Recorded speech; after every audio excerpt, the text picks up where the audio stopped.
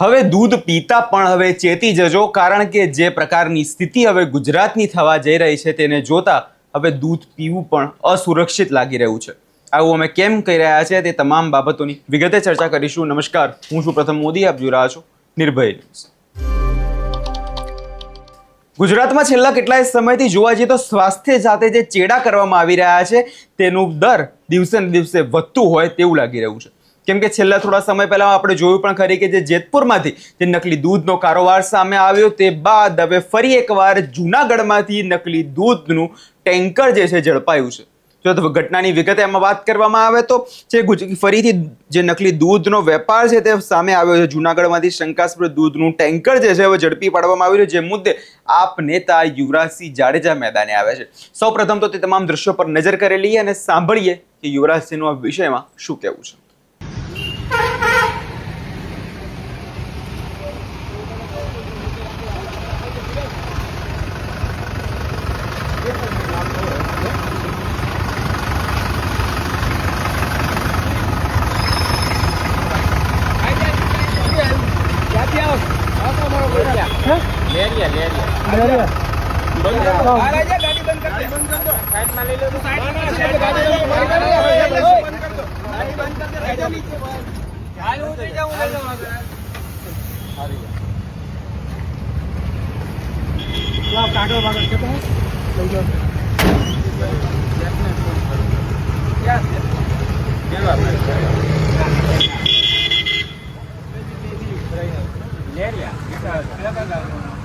કયા ગામથી મિત્ર આવી છે?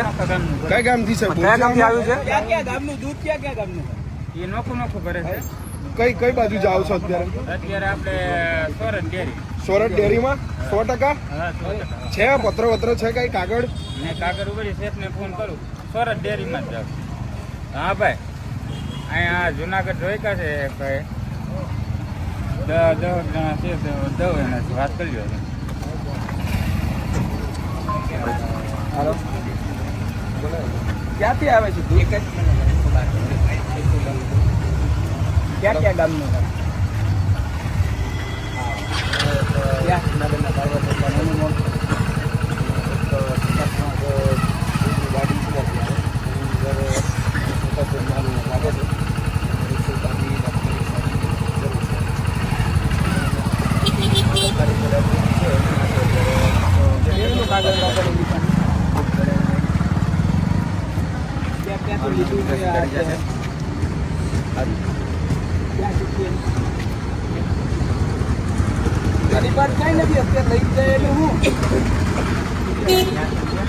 જુનાગઢ પોપટની વાત કરું છું. જુનાગઢ વાળવા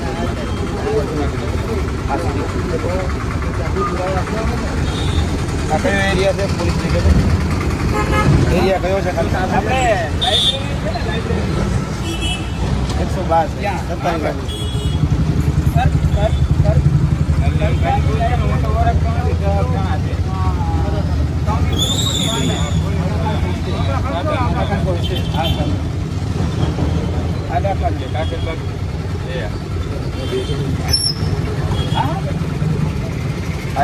લાઇબ્રેરી નહીં કાઢવા નથી આવતા, સરકારી લાઇબ્રેરી ક્યાં કોલ કરો છો, પોલીસ આવે છે. હા હા, એ જ. અને મામલતદારને અને પીએને કામ કરીએ છીએ. પછી આજે મુદ્દામાલ છે, હા, આપ પણ વાત કરો છો. હા, હું બોલાવી દઉં છું અને આપણે લઈશું કે ઘણું તકલીફ પડશે એટલે એસોસિએશન અધિકારીને બોલાવું, એ પાસે ચેક કરાવી દઉં છું.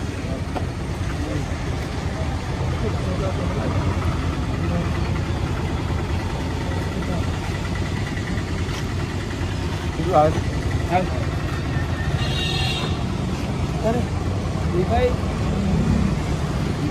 કોની ગાડી છે? કેવા ભાઈ બળવા? કેવા ભાઈ? લેરિયાવાળા.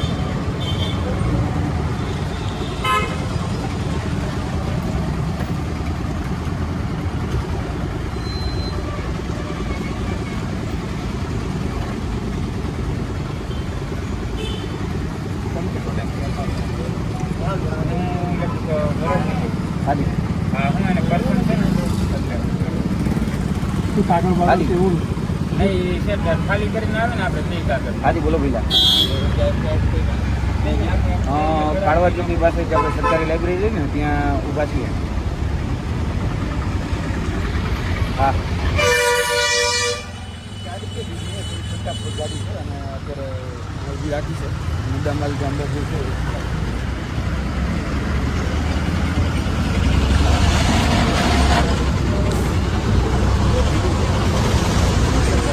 થોડા આમ કરે અંદર આવતો રહેજો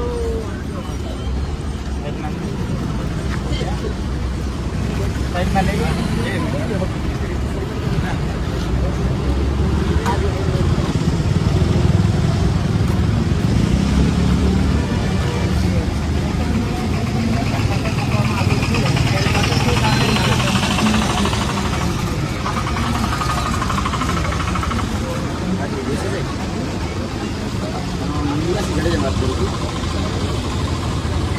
અત્યારે હું કાળવા ચોકે ઉભો છું અત્યારે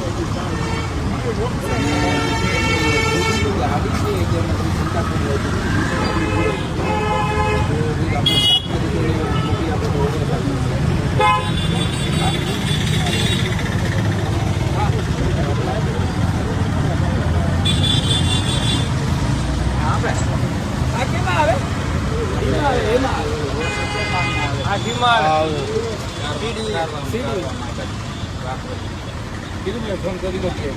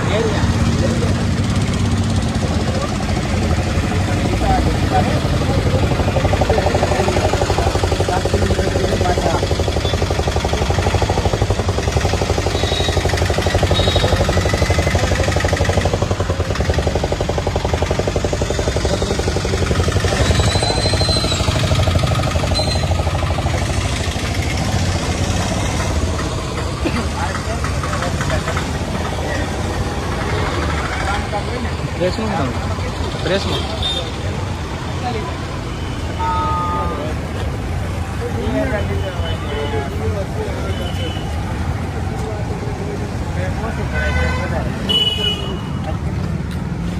આજે તો કાંઈ મોટો બીજો ગાડી ઉપર હોય છે એ ભલે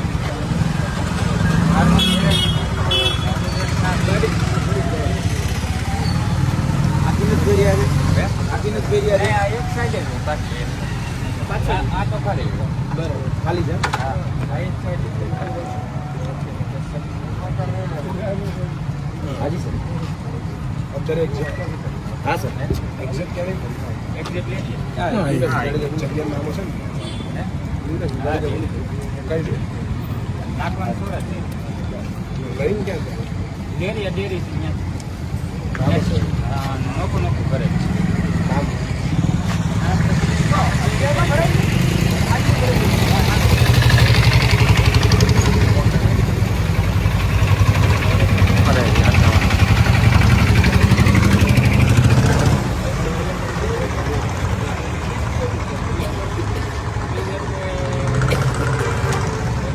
ઓકે તમારું નામ શું છે મારું નામ ભરેજ મારું નામ ભરેજ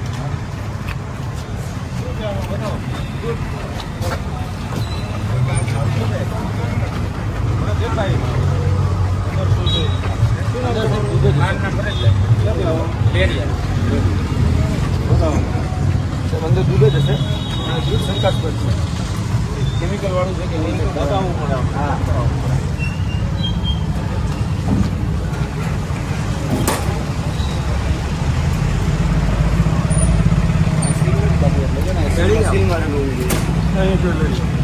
12 હજાર કાઢ્યા.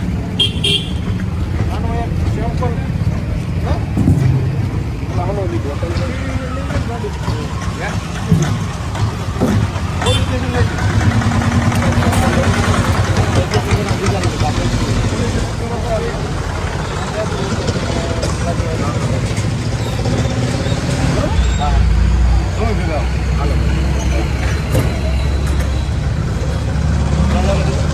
પોલીસ સ્ટેશન સી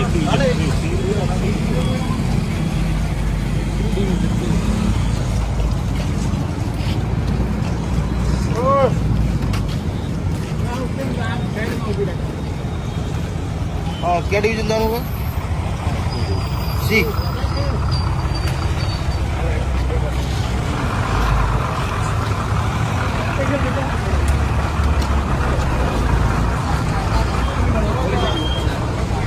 तो બે સહી જાય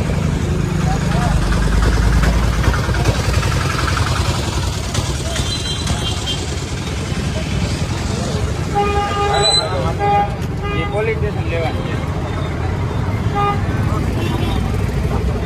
પણ એ સાહેબ નથી લેતા ફોન નથી લેતો હાલો ગાડી લઈ લે ગાડી લઈ લો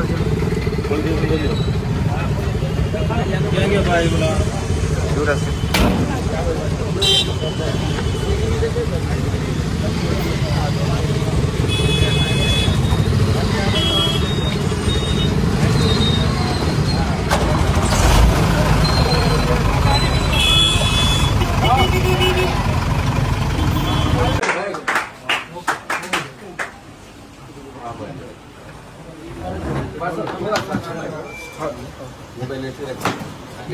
ભાઈ તમારો મોબાઈલ આમ રાખો સેજ આમ રાખો ભાઈ મોટા ભાઈ સેજ આમ દબાવી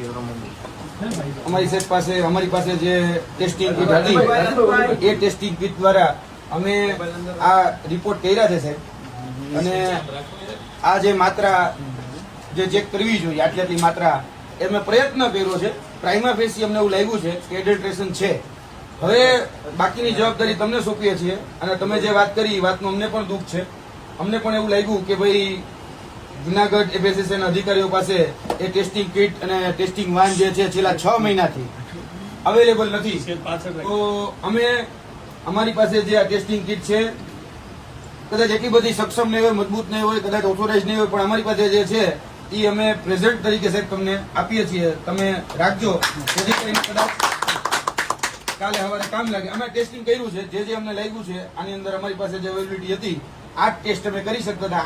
8 ટેસ્ટ કરવાનો પ્રયત્ન કર્યો છે.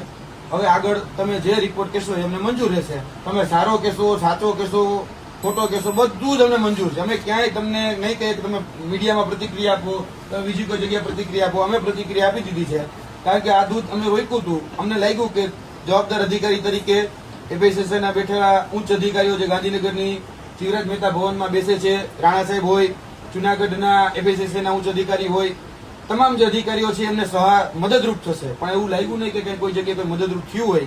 પણ હવે અમારી પાસે અમે તો શું કહેવાય નિસહાય છીએ કારણ કે તમે અધિકારી છો, તમે ઓથોરાઇઝ પર્સન છો અને ઓથોરાઇઝ પર્સન તરીકે તમારી જવાબદારી હતી અને ટેસ્ટ કરવાની. તમે ટેસ્ટ કરવાની ના પાડો છો, તમે આમાં કઈ કશું કરી નથી શકતા. હવે જવાબદારી તમારી છે કારણ કે એફએસએસનો લો એવું કે છે કે 14 દિવસની અંદર આનો રિપોર્ટ આવી જવો જોઈએ. એફએસએસનો લો અમે વાંચેલો છે અને એફએસએસના લો પ્રમાણે આ 14 દિવસની અંદર આનું જે પણ પરિણામ આવવાનું એ આવી જાય એવી અપેક્ષા રાખીએ છીએ. અને સરકાર અને ભગવાન એને ચૂંટણીની કામગીરીથી મુક્ત રાખે જેથી કરીને એ સામાન્ય નાગરિકો છે એની આરોગ્યની ચિંતા કરી શકે. કારણ કે ચૂંટણીની કામગીરી સાહેબના કહેવા પ્રમાણે બીજા અધિકારીઓ જે છે એના કહેવા પ્રમાણે સાહેબને ચૂંટણીની કામગીરી સોંપવામાં આવી છે. એટલે આરોગ્ય જાય તેલ લેવા અને ચૂંટણી એ મહત્વની છે અત્યારે સરકાર માટે એવું અમને ક્યાંક લાગી રહ્યું છે. પણ તમે આ કાર્ય કરશો તો અમને આનંદ થશે અને આ કાર્યથી કદાચ એક બાળકનો જે જીવ બચશે તો અમને એનાથી વધારે આનંદ થશે. કારણ કે ગુજરાત એ કેન્સરનું હબ બનતું જાય છે. ગુજરાત ઓર્ગન ફેલિયરની અંદર અત્યારે ગુજરાત આખા ભારત દેશની અંદર પહેલા ક્રમાંકે આવી ગયું છે. હવે એડલ્ટ્રેશનના કારણે જે ક્યાંક ને ક્યાંક પહેલા ક્રમાંકે આવ્યું હશે એવું મારું સ્પષ્ટ માનવું છે. કારણ કે બિયારણની અંદર હોય કે કોઈ પણ ખાદ્ય પદાર્થોની હોય એડલ્ટ્રેશન, આ દૂધની અંદર જો એડલ્ટ્રેશન થતું હોય તો આ કેન્સરનું હબ અત્યારે ગુજરાત બની ગયું છે. તમે ગુજરાતની કેન્સર હોસ્પિટલ અમદાવાદ ખાતેની કે બીજી અન્ય જેટલી પણ જગ્યાઓ છે કેન્સરની અંદર તમને 1-1 મહિના સુધીના વેઇટિંગ મળે છે. એ આ બધાના કારણે મળે છે. હવે તમારી જવાબદારી છે કે કદાચ કેન્સરને રોકી શકતા હોય તો રોકજો. જય હિન્દ, જય ભારત. આજરોજ અમારા દ્વારા લેરિયાથી જે ટેન્કર 8966 નંબરનું જે નીકળ્યું હતું, જેના ઘણા સમયથી અમારી પાસે બાતમી હતી કે આ દૂધની અંદર ક્યાંક ને ક્યાંક એડલ્ટ્રેશન કરવામાં આવે છે, તો આજે અમારા દ્વારા એ ટેન્કરને રોકવામાં આવ્યું. અમે કાળવા ચોક પાસે જે સરકારી લાઇબ્રેરી છે ત્યાં ટેન્કર રોક્યું હતું. ત્યારબાદ અહીંના જે પ્રશાસન તંત્ર છે એ પ્રશાસન તંત્રને આ મુદ્દામાલ જપ્ત કરવા માટે 112 નંબર અને અહીંના જે પ્રશાસન અધિકારીઓ છે એમને કોલ કરીને બોલાવેલા હતા. આ ટેન્કર જપ્ત કરવામાં આવ્યું અને ત્યારબાદ જે એફએસએસએન અધિકારી છે એ જુનાગઢ એફએસએસએન અધિકારીને પણ ફોન કરીને બોલાવવામાં આવ્યા. આજરોજ અહીંયા એફએસએસએનના ત્રિવેદી સાહેબ કરીને અધિકારી ઉપલબ્ધ હતા, જે ફૂડ ઇન્સ્પેક્ટર છે. એ ફૂડ ઇન્સ્પેક્ટર દ્વારા એવું કહેવામાં આવ્યું કે આ જે દૂધ છે એ દૂધની જે ટેસ્ટિંગ છે એ 6 મહિના પછી થશે. એટલે અમે પ્રશ્ન કર્યો કે 6 મહિના પછી કઈ રીતે? તો એના દ્વારા કહેવામાં આવ્યું કે અમારી જે ટેસ્ટિંગ વાન જે છે જેની અંદર બધા સંસાધનો છે એ ટેસ્ટિંગ વાન છેલ્લા 6 મહિનાથી રાજકોટ ખાતે રિપેરિંગમાં પડી છે. એટલે રિપેરિંગમાં પડી છે એને કારણે અમે કોઈ પ્રકારનું ટેસ્ટ નથી કરી શકતા. એટલે આ બહુ ખૂબ ઉડાવ જવાબ હતો. જે ઉચ્ચ અધિકારીઓ જે છે એને પણ કોલ કરવામાં આવ્યો, રાણા સાહેબથી લઈ બીજા અન્ય જુનાગઢના જે એફએસએસએના ઉચ્ચ અધિકારીઓ છે એમને પણ કરવામાં આવ્યો, પરંતુ કોઈ જગ્યાથી યોગ્ય જવાબ ન મળ્યો. એટલે અમે પોલીસ તંત્રના પરાંગણની અંદર એટલે કે સી ડિવિઝનની અંદર અમે અમારી પાસે જે ટેસ્ટિંગ કીટ હતી એટલે મિલ્ક ટેસ્ટિંગ કીટ એના દ્વારા અમે આની પ્રાથમિક તપાસ કરી. જ્યારે પ્રાથમિક તપાસ કરી ત્યારે આ જે દૂધ છે એ પીવા માટે યોગ્ય નથી, એટલે કે અસામાન્ય છે. તેની અંદર ક્યાંક ને ક્યાંક ડિટર્જન્ટનું પ્રમાણ, તેની અંદર ક્યાંક ને ક્યાંક યુરિયાનું પ્રમાણ, તેની અંદર ક્યાંક ને ક્યાંક બીજા જે તત્વો જે છે એ એડલ્ટ્રેશન કરવામાં આવ્યું હોય એવું સ્પષ્ટપણે પ્રાથમિક દ્રષ્ટિએ લાગતું હતું.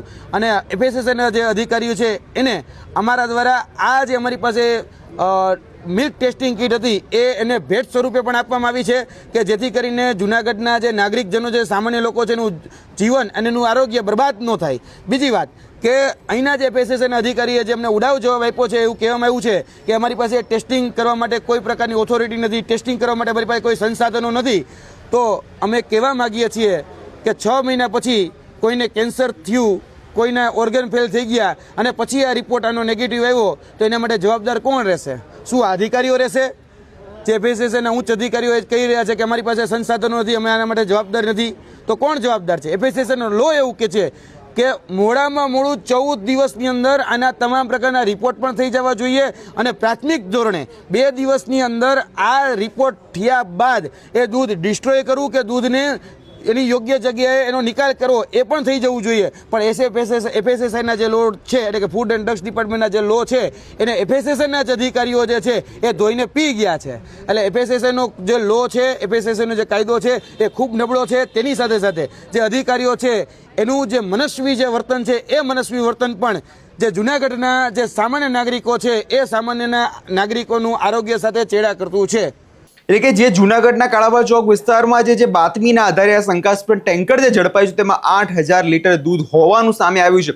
આ શંકાસ્પદ દૂધ હોવાની જે સ્થાનિકો જાણકારી મળી રહ્યા છે અને ટેન્કર અટકાવ્યા બાદ તરત જ સ્થાનિક પોલીસને જાણ કરવામાં આવી હતી અને પોલીસનો કાફલો જે કાળાવાડ ચોક ત્યાં પહોંચી ગયો હતો અને ટેન્કર જે કબજે કરીને વધુ તપાસ હાથ ધરીને પોલીસ સ્ટેશન પર લઈ જવામાં આવ્યું હતું.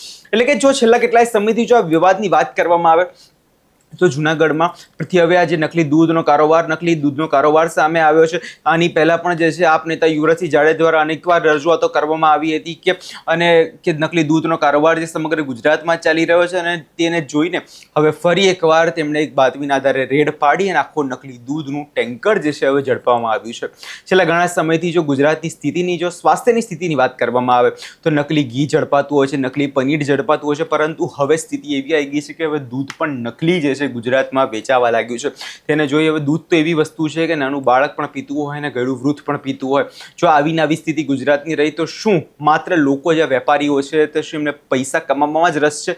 લોકોની સ્વાસ્થ્યની આ લોકોને જરાય પણ ચિંતા નથી. એટલે તમને પણ કહીએ છીએ જો દૂધ પીતા હોય તો એકવાર ચેતી જજો અને કોઈ સારી બ્રાન્ડનું જ પીજો, કારણ કે જે પ્રકારની સ્થિતિ અત્યારે ગુજરાતની થઈ રહી છે અને નકલી દૂધનો આખો કૌભાંડ જે છે સામે આવ્યું છે તેને જોતા આગામી સમયમાં આ મામલો વધુ ઉગ્ર બનશે તેવું લાગે છે. આ વિષયમાં તમારો શું અભિપ્રાય છે અમને કમેન્ટ કરી ચોક્કસથી જણાવજો. અમારી ચેનલ નિર્ભય ન્યૂઝને લાઇક, શેર અને સબસ્ક્રાઇબ કરવાનું ભૂલશો નહીં.